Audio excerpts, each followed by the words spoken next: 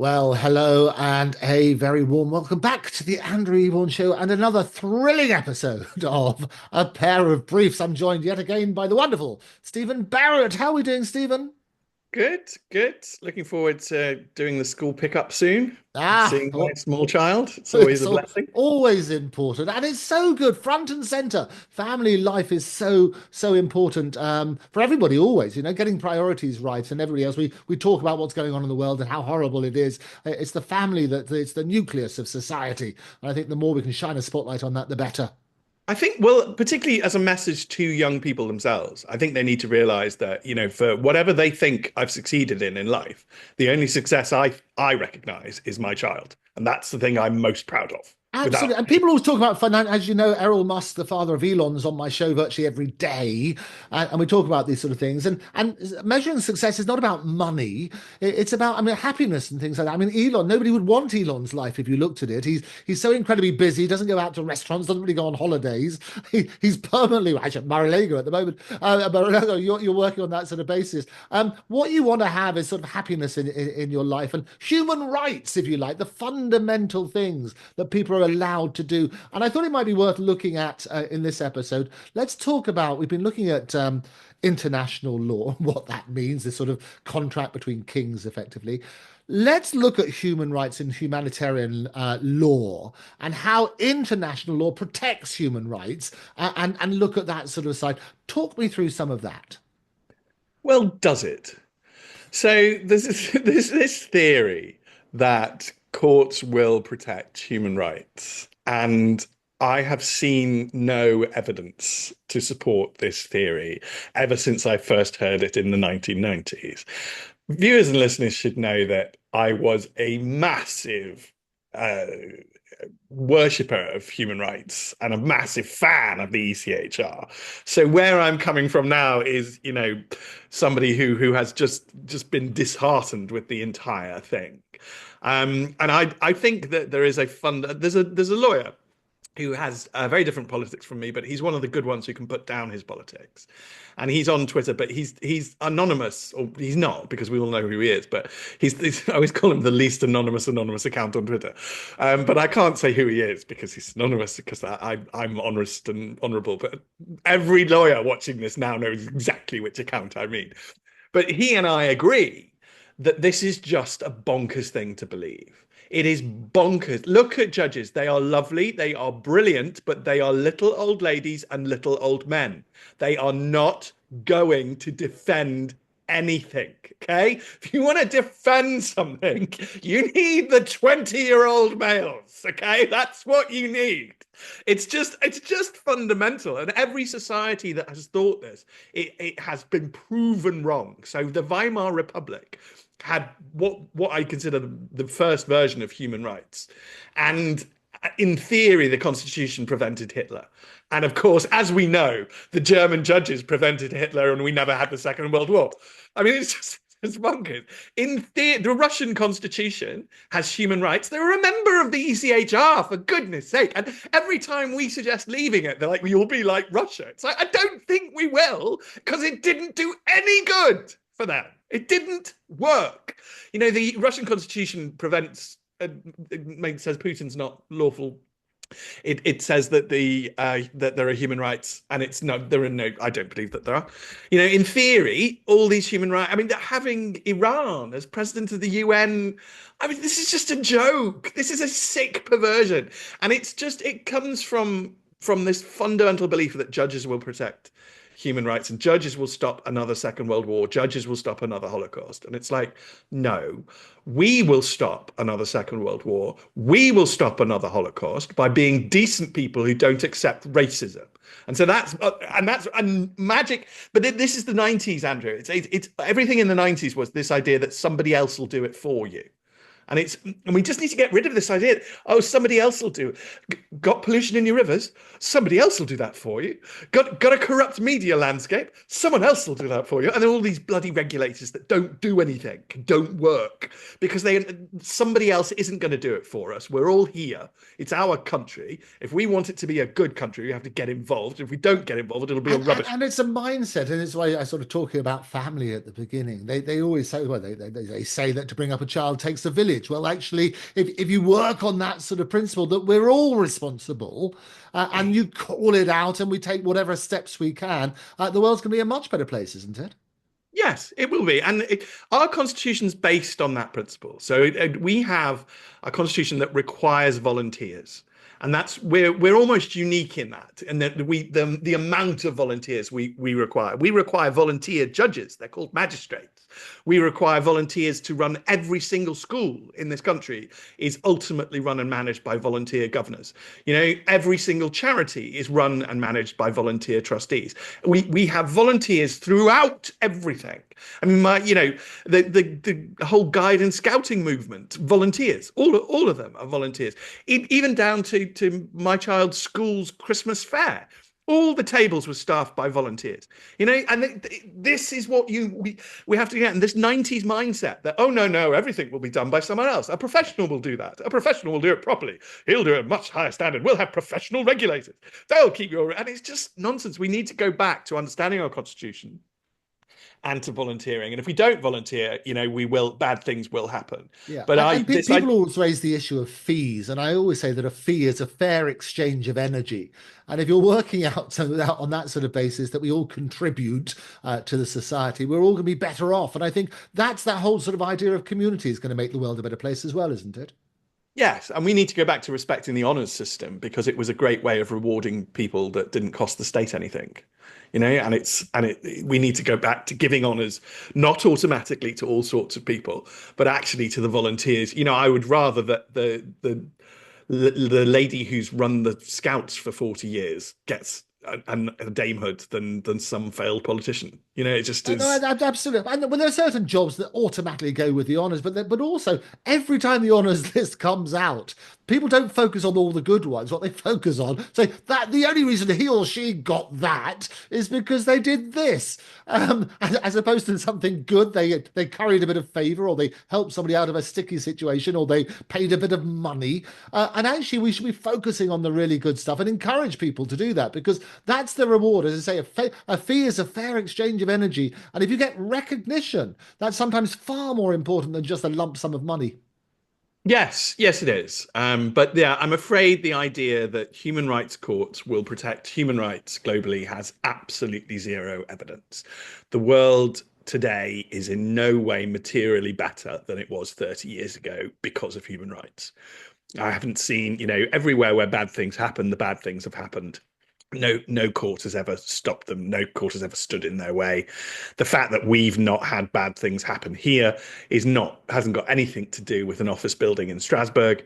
It's got everything to do with the fact that we here want to be decent people. So I always is the answer to the question then, how does international law protect human rights? Is the answer, well, it doesn't.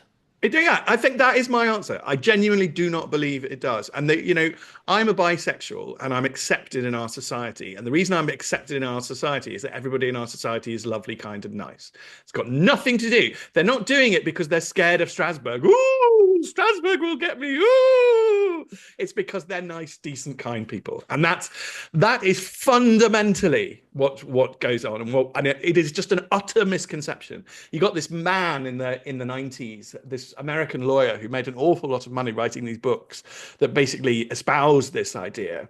It's called Ronnie Dworkin, and he wrote the judge is Superman, the judge is Hercules, judges will save us, judges will do this and this and this, judges are so cool, and he, as I say, made vast amounts of money. I bought into all this, so I used to read all his books, and I used to believe yes, judges are, and then I met them, and you know, it's just falls out of all plausibility.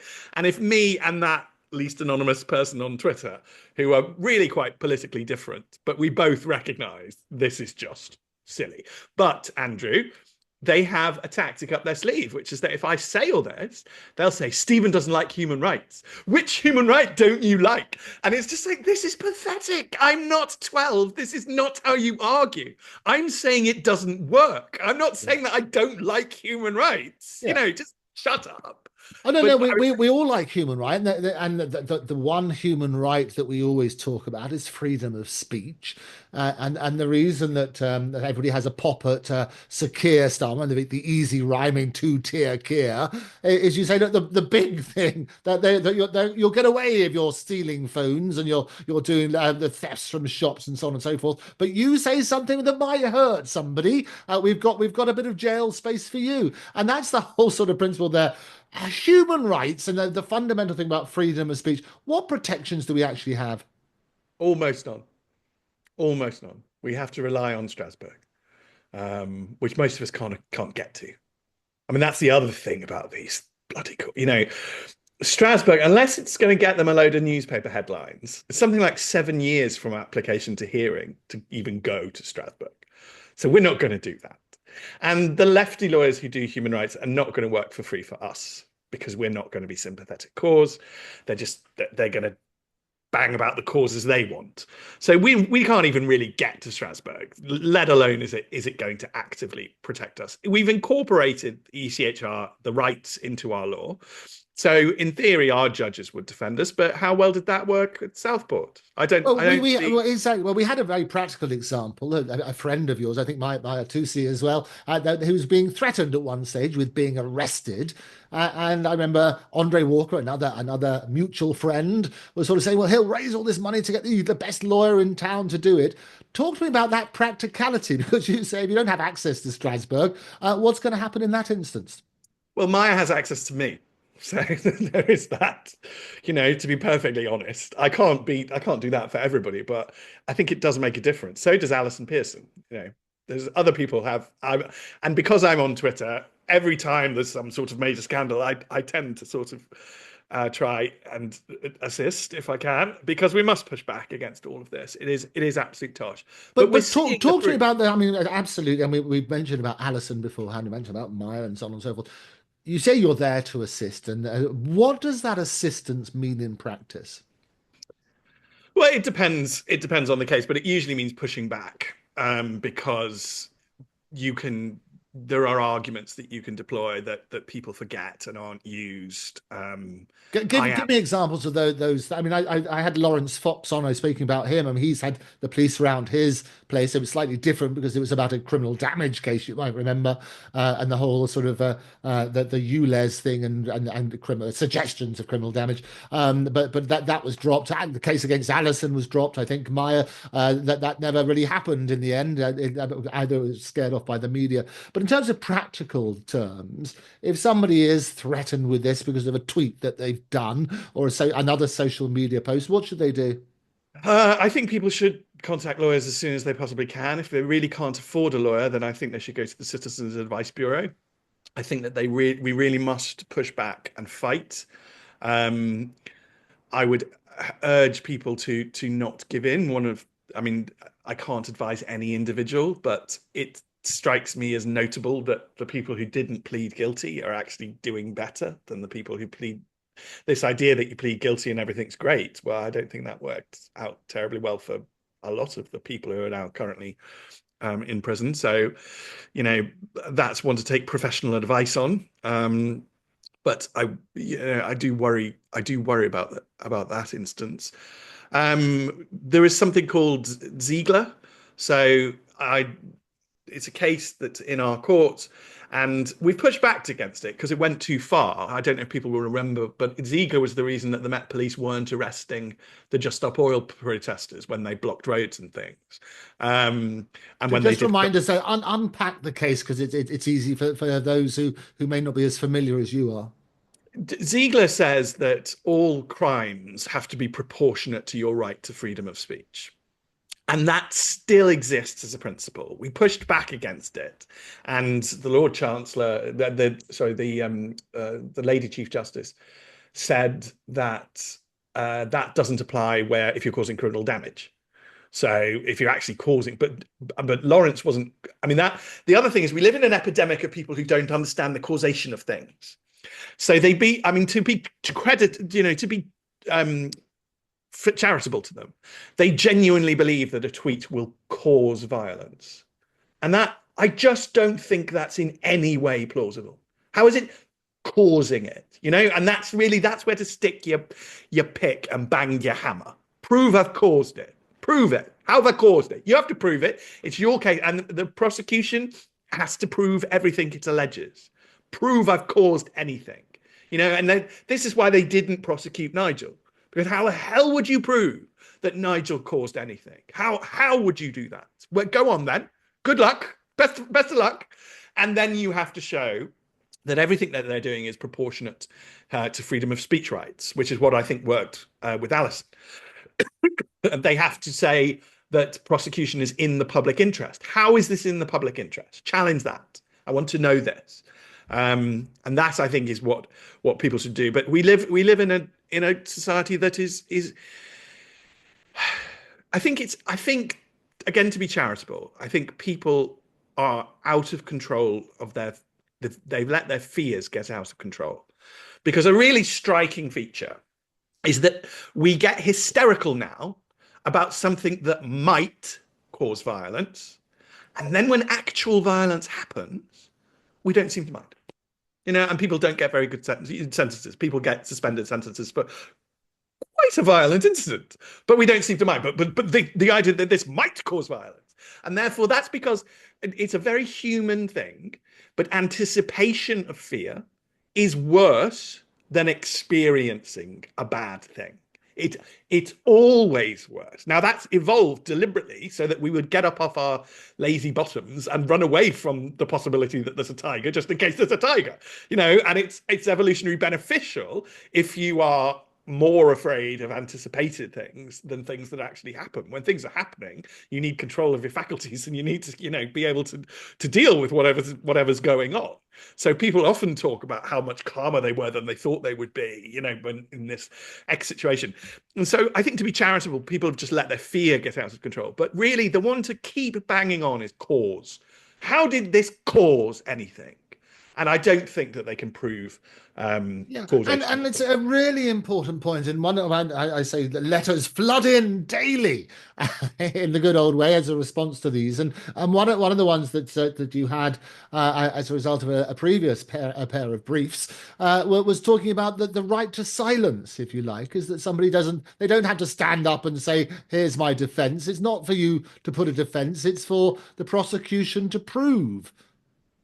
Yes, because it is the wielding of state power against civilians. And going back again to the Civil War, we don't believe the king has the right to throw us in prison just because he wants to.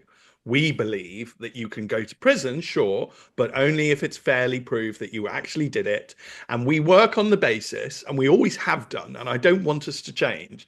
We work on the basis that it's better for 99 guilty people to go free than for one innocent person to be put in prison. And that is the basis. It's something I've always said. And my concern, as internally as a lawyer who's seen it from the very, very early stages of my career, is so often you're dependent on who's the best mouthpiece. And we've got to get away from that, because the whole idea of justice being blind and so on and so forth, and easy access to everybody to do that, means that the credibility of the justice system will fail if you are just dependent on that good mouthpiece. Yes, well, I mean, we really need to restructure the justice system so that it provides access to justice for British citizens. And one of my concerns is that we spend an awful lot of money on legal aid for people who aren't citizens, and I don't know why we do that. And at the same time, I am concerned about access to justice. I'm not sure most people have access to justice in any real or ready capacity, and I would much rather get that back. But no, the answer to do human rights courts protect human rights is no.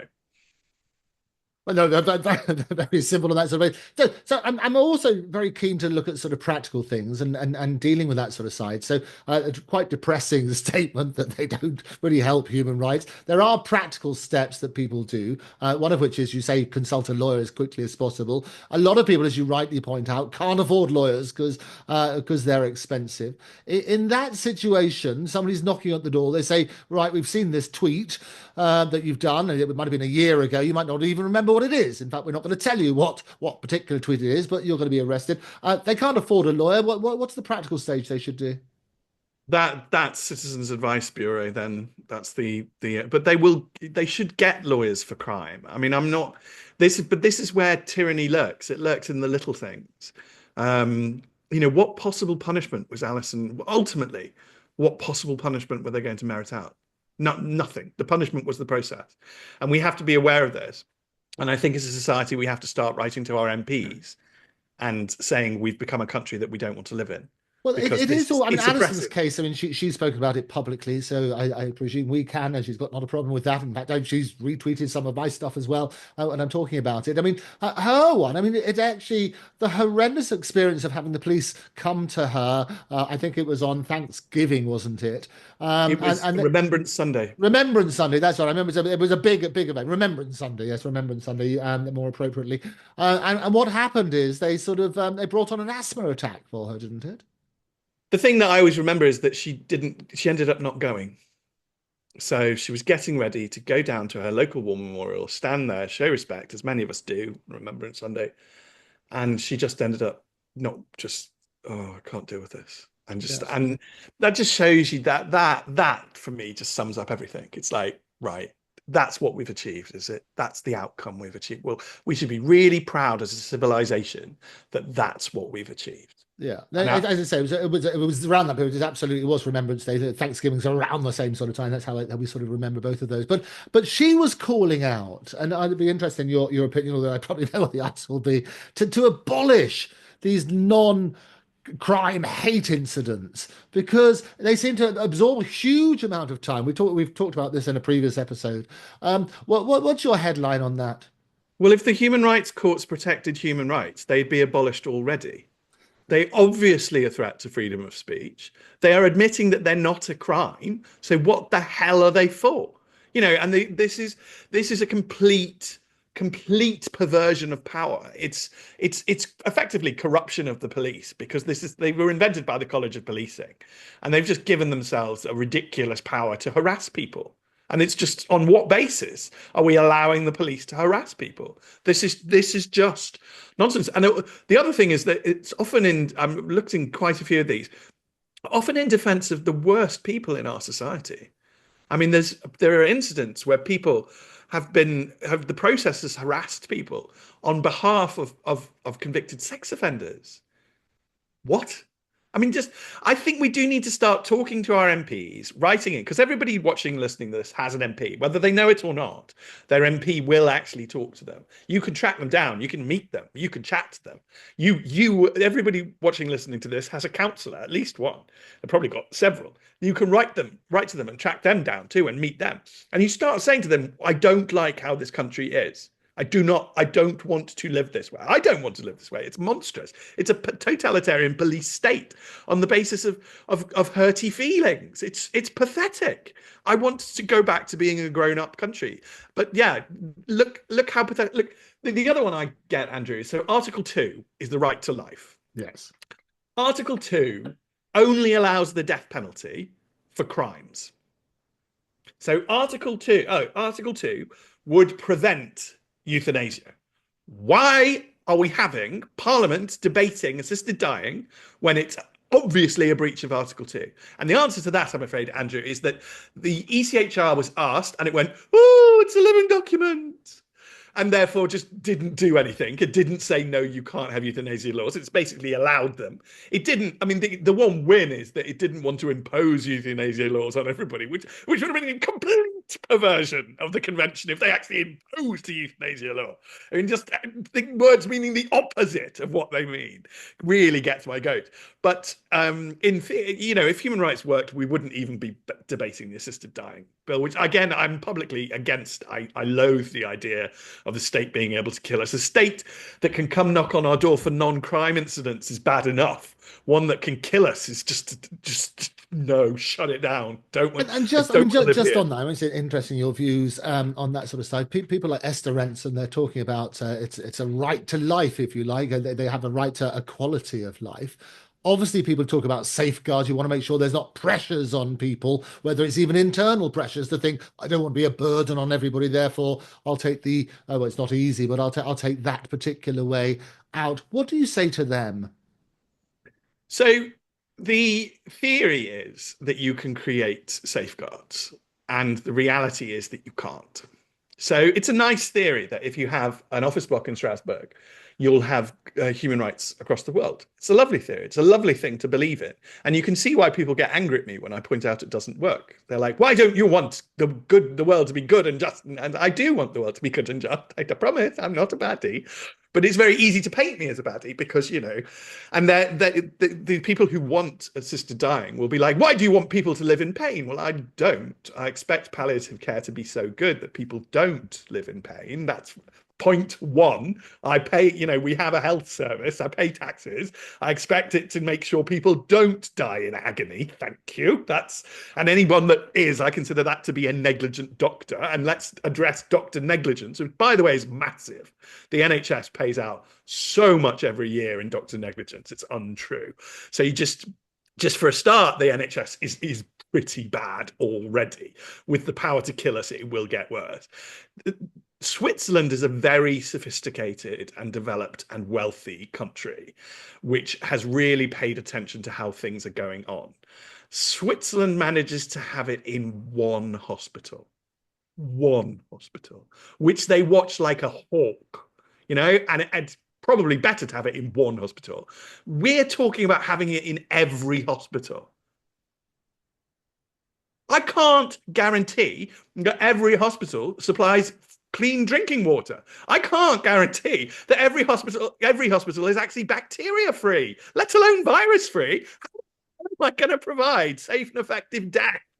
It's just not the scale of it's untrue, and they know this, which is why that they're hiding behind nonsense. There is no High Court judge that's going to be involved, and there's no process whereby a judge could actually make any informed decision. That's tosh. It's gibberish. They had to come out and So, admit. are there any circumstances at all where you think it should be allowed? Well, if somebody was in absolute agony and we didn't have any power to end their agony, then yes. But the levels of safeguarding would be so expensive that they could not be replicated on a mass level. That's all. What I'm saying is this thing would be so, to do it properly. You but then again, you'd want the involvement of a judge. Well, that's going to take time, and death is.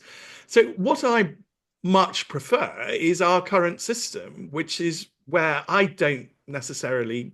I think blind eyes are turned, Andrew.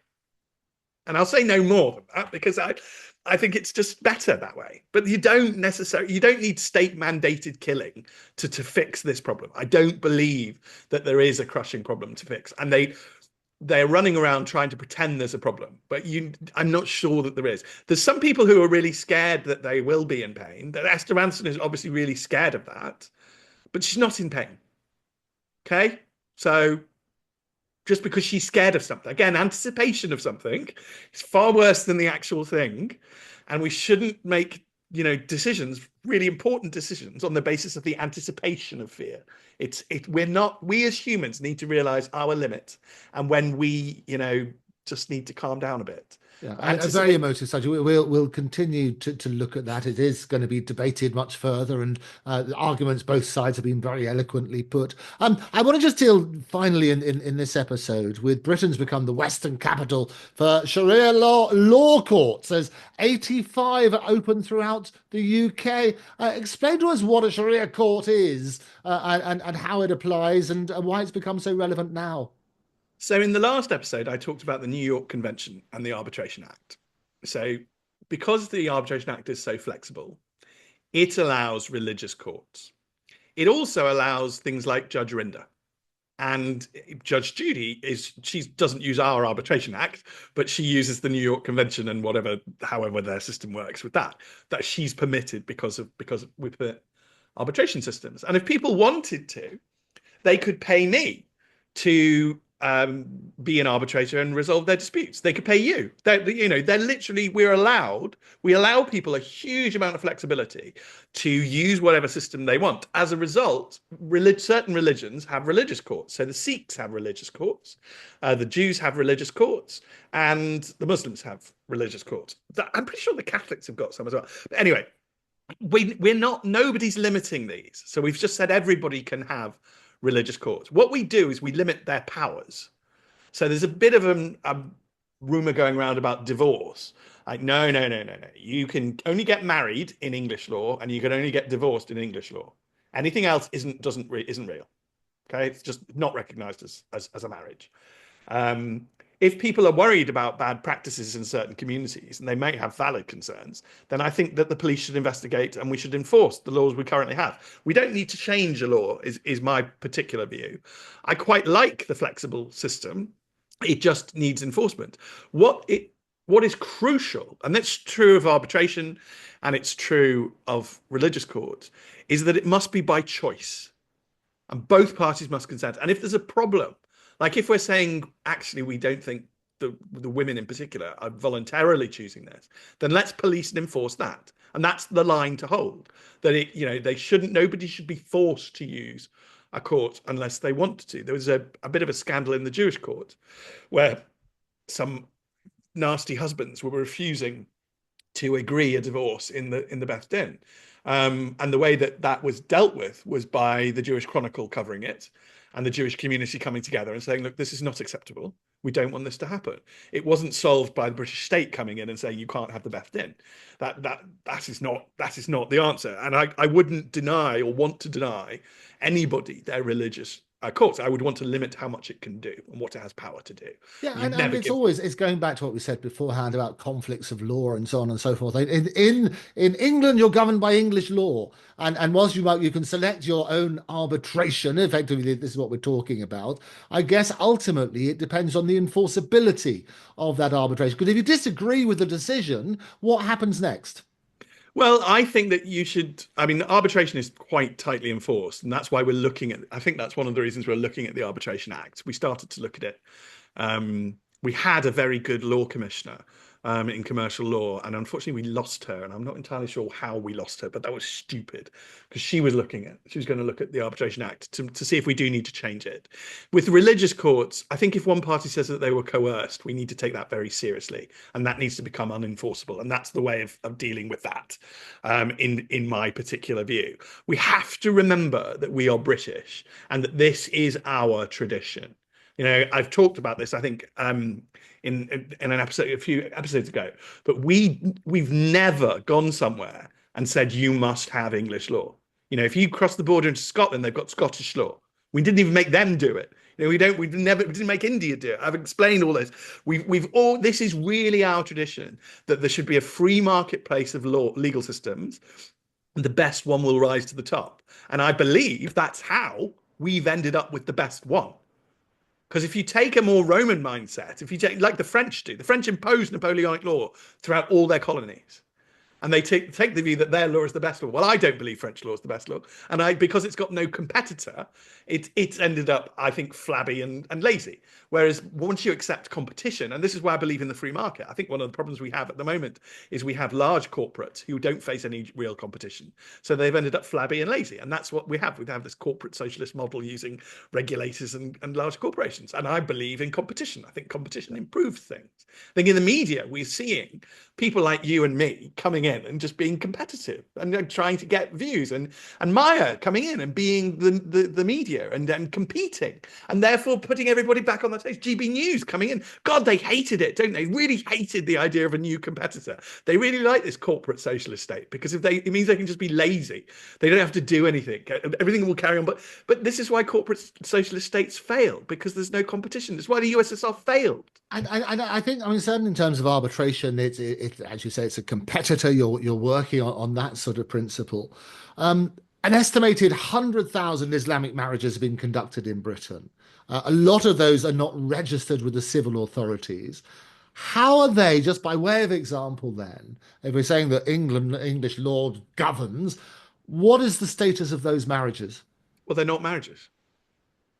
It's as simple as that. and doesn't matter. You can, it's just, that's the line to hold. It's anybody who gets fluffy with that and starts saying, oh, we have to recognize. No, no, no, no, no, no, no, no, no.